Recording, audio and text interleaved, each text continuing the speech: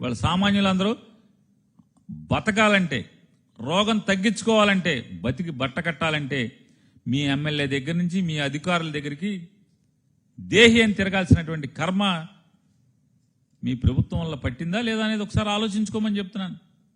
నా మాట అక్కర్లా, మీ Pithapuram in charge, Telugu Desam party Pithapuram in charge Varma బహిరంగంగా చెప్తున్నాడు కదా, చెప్తున్నారు చెప్పట్లేదా? ఆరోగ్యశ్రీ పేరు మీద చంద్రబాబు నాయుడు దోచుకుంటున్నారయ్యా ప్రైవేట్ హాస్పిటల్ వాళ్ళు.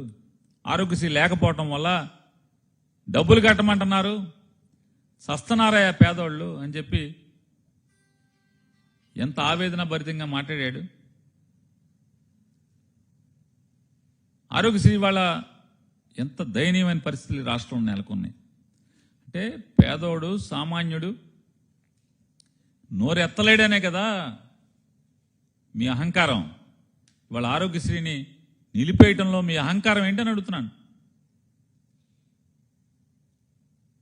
ప్రశ్నిస్తానని చెప్పని ఓట్లు అడుక్కున్న ఆయనేమో ఇంకా జగన్మోహన్ రెడ్డి గారినే ప్రశ్నిస్తూ ఉంటాడు. ఇవాళ జగన్మోహన్ రెడ్డి నిన్న ఆయన మాట్లాడతాడు, జగన్కి అంత పేదవాళ్ల పట్ల ప్రజల పట్ల అంత మమకారం ఉంటే 5 ఏళ్లను పూర్తి చేయొచ్చు. కానీ అది సిగ్గు కూడా పడకుండా చంద్రబాబు నాయుడు గారు 17 మెడికల్ కాలేజీలు, 2 ఏళ్లు కరోనా పోతే 17 మెడికల్ కాలేజీలు నిర్మాణం చేయాలని ఆలోచన చేయటం, స్థలాలు కొనటం, 7 కాలేజీలు పూర్తి చేయటం, 10 కాలేజీలు సగంలో ఉండటం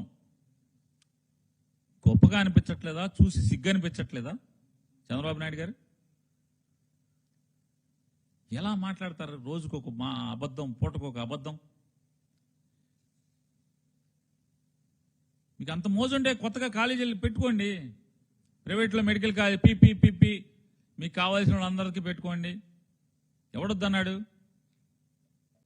తప్పు వద్దయా చంద్రబాబు నాయుడు గారు, ఇది పాపం అయ్యా. రాజధానిలో తింటున్నావు కదా అంటే నువ్వు అనొచ్చు, నువ్వు చూసావా, నువ్వేమైనా బోకరేజ్ చేసావా అంటే, నేను బోకరేజ్ చేయలా. కానీ జరిగిన టెండర్లన్నీ గమనిస్తే మొత్తం రాజధానిలో వచ్చిన ప్రతి టెండరు 4% ఎందుకుంది చంద్రబాబు నాయుడు గారు? దాంట్లో మీకేం ఆమ్యామ్యం ముట్టపోతే, మీరు దోచైపోతే ఎవడన్నా నేస్తాడు చెప్పండి? అమరావతిలో జరిగిన ప్రతి టెండరు 4%. నేను చెప్పింది తప్పు అయితే నన్ను ఒంగోబెట్టుకోవటండి విలేకరుల్ని.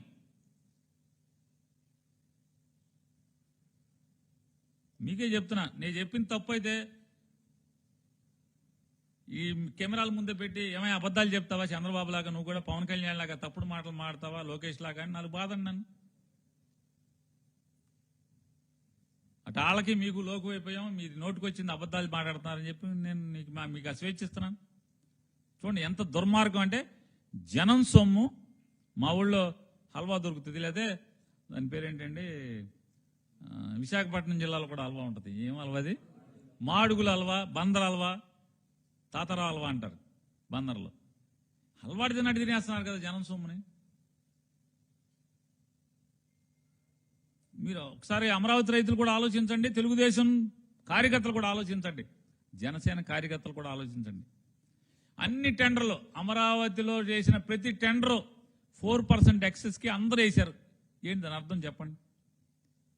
మాస్ కాపీయింగ్ లాగా కాదా అది అని అడుగుతున్నాను. పరీక్షల్లో సెంటర్ మొత్తం అందరూ కూడబలుక్కుని మాస్ కాపీయింగ్ చేస్తే ఎట్లా ఉంటుందో అంటే, మాస్టారు, ప్రిన్సిపాలు, ఇన్విజిలేటరు, ప్రభుత్వం నుంచి వచ్చేటువంటి కాపీలు కొట్టకుండా చూసే అధికారి అందరూ కలిసి ఏకమైపోయేది కాపీలు కొడితే మాస్ కాపీయింగ్ అంటారు కదా. ఇది కూడా ఇది మాస్ టెండర్ కాదా అని అడుగుతున్నాను. మాస్ దోపిడీ కాదా ఇది? మీరందరూ కలిసి మాస్ దోపిడీ కాదా ఇది అని అడుగుతున్నాను. అట్లా దోచుకుంటున్నావు కదా, ఇంకా కడుపు నిండట్లేదా అని అడుగుతున్నాను.